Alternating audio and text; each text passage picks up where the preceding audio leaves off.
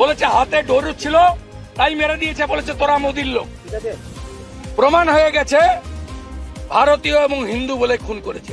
সত্য স্বীকার করুন, ভারতীয় সনাতনীরা ঐক্যবদ্ধ হন। রাজনীতি পরে হবে। এ লড়াই শুধু মানবতার লড়াই নয়, এ লড়াই ভারতীয়ত্বের লড়াই, রাষ্ট্রবাদের লড়াই এবং হিন্দুত্বের লড়াই। এই ধর্মযুদ্ধে হিন্দুরা সনাতনীরা জয়ী হবে, জিহাদিরা পরাস্ত হবে। ভেতরে উচ্চস্বরে আপনি কিছু বলছিলেন, আপনার গলার আওয়াজ পাচ্ছিলাম।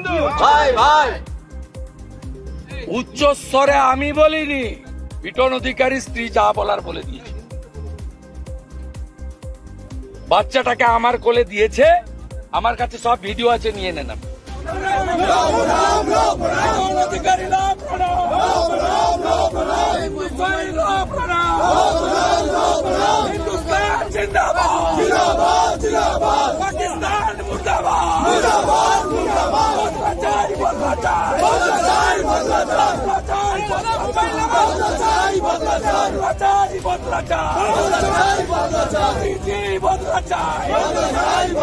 পাকিস্তানকে গাজা করতে হবে, পাকিস্তানকে গাজা করতে হবে।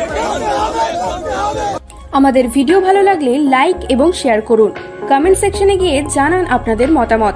আরও ভিডিও পেতে আমাদের চ্যানেল সাবস্ক্রাইব করুন এবং প্রতি মুহূর্তে খবরের আপডেট পেতে প্রেস করুন বেল আইকন।